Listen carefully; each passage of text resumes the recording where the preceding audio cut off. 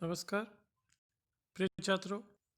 आज हम अनुवाद का अगला भाग पढ़ रहे हैं। आप स्क्रीन पे देख रहे हैं कि आपको स्क्रीन पे क्या नज़र आ रहा है। तो स्क्रीन पे जैसे ही आप देखेंगे तो इसमें आपको जो संस्कृत के शब्द है, धातु है, अव्यय है, विशेषण से है, ये चीज़ बताई जा रही है, याद करवाई जा रही है। उसी क्रम में हम आगे बढ़ते हैं।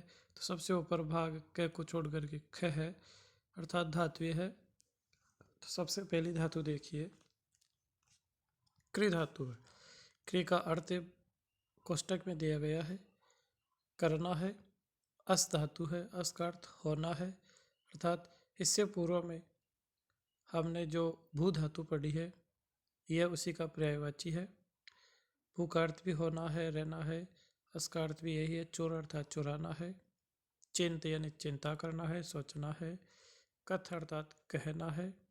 भक्ष यानी खाना है।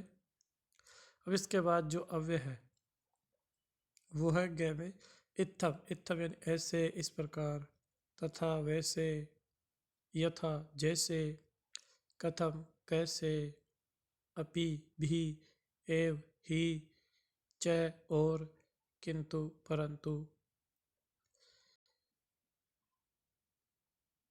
एक है, एक है, संख्यावाची शब्द है। द्वौ, दो है। त्रय है, तीन है। चत्वार है, चार है। पंच, पाँच। षट, छः। सप्त, सात। अष्ट, आठ। नौ, नौ। दस, दस। ये शब्द है। तो आइए आपको क्या करना है ये मैं आपको बता रहा हूँ। ये जो ऊपर जो धातु शब्द जो अव्यय है इनको आपको स्मरण करना है, अर्थात इनके अर्थ सहित आपको याद करना है। तो ये धातुएं है किस प्रकार चलती है, कुछ धातुएं अलग अलग चलती है। तो यह जो धातु है क्रि धातु आपको जो स्क्रीन पे दिखाई दे रही है ये पढ़ती की तरह नहीं चलती है, इसमें थोड़ा बदलाव होता है। तो आइए देखिए किस प्रकार चल रही है। करोति, कुरुतः, कुर्वन्ति। करोति, कुरुतः, कुर्वन्ति। करोसि, कुरुतः, कुरुत। करोमि, कुर्वः, कुर्मः। इसी प्रकार जो अस धातु है वो देखिए कैसे चल रही है। अस्ति, स्तः, सन्ति। असि, स्तः, इस्त। अस्मि, स्वः, स्मः। इसके बाद जो आपको धातु दिखाई दे रही है, चुर है, चुराना है। ये चुरादिगण की धातु है।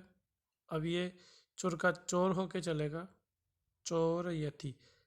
अब चोर यति किसकी तरह चलेगी, पट धातु की तरह ही चल जाएगी, अर्थात चोरयति, चोरयतः, चोरयन्ति।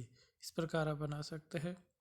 चिंत धातु है, ये भी इसी प्रकार चुरादिगण की है। तो चिंतयति, चिंतयतः, चिंतयन्ति, अर्थात ये धातुएं पट की तरह चलेगी। कत है, कथयति, कथयतः, कथयन्ति। भक्ष है तो भक्ष्यति, भक्ष्यतः, भक्ष्यन्ति। इस प्रकार बच्चों इन धातुओं को आप अच्छी तरह याद कीजिए। और ये जो आप वीडियो देख रहे हैं इसको सब्सक्राइब भी कीजिए, और वीडियो को आप सब अपने मित्रों से कहो कि सबके सब वीडियो देखें। और जो भी यदि कोई आपका मित्र है, जो छात्र आपको पता है, वो यदि व्हाट्सएप ग्रुप पे नहीं जुड़ा हुआ है तो आप बता सकते हैं, उसके नंबर भेज सकते हैं, उसको व्हाट्सएप ग्रुप में जोड़ दिया जाएगा। कई बार बच्चे नंबर गलत दे जाते हैं, तो हमारे पास जो नंबर है वो तो जोड़ दिए गए, और फिर भी किसी का नंबर यदि नहीं जुड़ा हुआ है बाय मिस्टेक तो आप अपने नए नंबर दे के जा सकते हैं। इस प्रकार आप एक दूसरे की सहयोग करते हुए पढ़िए। आइए आगे बढ़ते हैं। तो सबसे पहले इसमें आगे की प्रक्रिया यही है कि ये जो करोति धातु है, जिसको याद नहीं वो याद कर ले, हस को अच्छी तरह याद कर ले। इसके बाद आगे की धातुओं में कोई दिक्कत नहीं है, वो पढ़ती की तरह ही चल रही है। तो इनमें भी कोई समस्या नहीं है। इससे आगे बढ़ते हैं। तो ये 14 माहेश्वर सूत्र है, फिलहाल आप इनको छोड़ दो। ये अनुवादों में जो इनका अर्थ बताते हैं वो आपके लिए इतना ज़रूरी नहीं है। अब इसमें जो अपन जो प्रयोग कर रहे हैं तो वो प्रयोग तो यही है कि आपका वो होमवर्क भी मैं आपको दे देता हूँ। इसमें कृ धातु याद करके लिख लीजिए, लट लकार है, अस धातु लिख लीजिए। अब इसके बाद आप चुर धातु है, इसको पूरा लिखिए। चिंत धातु को पूरा लिखिए, कत धातु को पूरा लिखिए और पक्ष धातु को भी आप पूरा लिखिए। अब इससे आगे की बात जब हम करते हैं तो किस प्रकार करेंगे, तो इसमें आपने एक अव्यय पढ़ा है च। च का प्रयोग किस प्रकार किया जाता है मैं आपको ये बता रहा हूँ। तो हिंदी में जो च का अर्थ और है, जैसे माता और पिता, तो संस्कृत में च का प्रयोग बीच में नहीं होता है। जिस शब्द के लिए अपन प्रयोग करें उसको छोड़ करके किया जाता है। अर्थात हिंदी में हो जाएगा माता और पिता, तो संस्कृत में क्या होगा, माता। अब जो और आ गया यहाँ पे च का प्रयोग नहीं होगा, पहले क्या आएगा, पिता, इसके बाद क्या लगेगा, च, माता पिता च। इस प्रकार इसका प्रयोग किया जाता है। तो अब हम यहाँ वाक्य बनाएंगे। वाक्य अगले वीडियो में बनाएंगे, आपको अगले वीडियो में बताया जाएगा। तो इस वीडियो में आपको क्या करना है, ये कृ धातु का अच्छी तरह स्मरण करें, हस धातु का अच्छी तरह प्रयोग करें और शेष जो धातु है इनका प्रयोग करें। अवयव को अच्छी तरह याद कर लीजिए। अब इसके बाद थोड़ा सा ज्ञान आपको जो संख्यावाची शब्द दे रखे हैं इनका बताते हैं कि जो एक है दिया हुआ है, दो है, त्रय है, चत्वारः है, ये यहाँ पे पुल्लिंग में दिए गए हैं। संस्कृत में 1 से 4 तक की जो गिनती है वो तीनों लिंगों में चलती है। कितने लिंगों में चलती है, तीनों लिंगों में चलती है। तो यहाँ पे आपको पुल्लिंग में दिया गया है। इससे पूर्व आपको अनुवाद है जो बताया गया है, इसी का एक बार अभ्यास करा रहा हूँ मैं। जैसे एक है, एक छात्र है, तो क्या हो जाएगा, एक है छात्र है अस्ति, एक छात्र है। अब दो छात्र है तो क्या आएगा, दो। अब छात्र आपको पता है किस हिसाब से पुल्लिंग का है, तो राम के अनुसार चल रहा है, तो राम है रामौ, तो क्या हो जाएगा, छात्रो। अब केवल छात्रों भी यहाँ अपन इसका प्रयोग भी कर सकते हैं। तो दो छात्रों स्तः, द्विवचन हो गया ना। त्रयः छात्राः सन्ति, त्रयः छात्राः सन्ति। इस प्रकार इसका प्रयोग इसी आधार पे किया जाता है। आप समझ गए होंगे। चत्वारः छात्राः सन्ति, अर्थात एक के साथ क्या आया, अस्ति, क्योंकि एक क्या है, एक वचन है।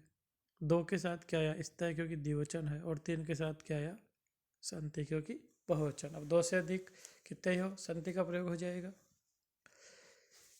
इसी प्रकार यह जब अपन देखते हैं तो जो आपको बता रखा था कि गिनती जो है वो संस्कृत में 1 से 4 तक तो तीनों लिंगों में चल रही है। अर्थात एक है पुल्लिंग में है। अब हिंदी स्त्रीलिंग में क्या बनेगा, एक की जगह क्या होगा, एका, एका। दो की जगह क्या हो जाएगा, द्वे। और त्रय की जगह क्या हो जाएगा स्त्रीलिंग में, तिस्र है। और चतुर्थ की जगह क्या हो जाएगा, चतस्र है। इस प्रकार एका, द्वे, तिस्र है, चतस्र है। इनका प्रयोग किस प्रकार करते हैं, जैसे एका बालिका अस्ति, एका बालिका अस्ति, द्वे बालिके स्तः, तिस्रः बालिकाः सन्ति, तिस्रः बालिकाः सन्ति, चतस्रः बालिकाः सन्ति। इस प्रकार यदि कोई नपुंसक लिंग है तो उसमें एक की जगह क्या हो जाएगा, एकम पुस्तकम। एकम पुस्तकम। अब 2 पुस्तक है तो क्या हो जाएगा, द्वे पुस्तके, क्योंकि पुस्तक को भी द्विवचन में कर दो, द्वे पुस्तके। अब एक के साथ क्या आएगा, अस्ति, तो एकम पुस्तकम अस्ति, अथवा एकम फलम अस्ति, द्वे फले स्तः, त्रय है तो इसकी जगह आपको देना त्रय, पुल्लिंग का है, और स्त्रीलिंग में क्या बना था, तिस्र है, और नपुंसकलिंग में क्या बनेगा, त्रीणि, त्रीणि पुस्तकानि सन्ति, अथवा त्रीणि फलानि सन्ति। चत्वारः की जगह क्या हो जाएगा, चत्वारि फलानि सन्ति, चत्वारि फलानि सन्ति। धन्यवाद। तो आज का ये वीडियो यही समाप्त होता है। अगले वीडियो में हम इन क्रिया धातु इनके अनुवादों का अभ्यास कराएंगे। अभी संख्यावाची शब्दों का अभ्यास करवाया है, तो आप अच्छी तरह ये समझ ले कि आप इनको याद रख ले, अव्यय को याद रख ले, और जो प्रयोग बताया है वो अगले वीडियो में फिर मिलते हैं। धन्यवाद।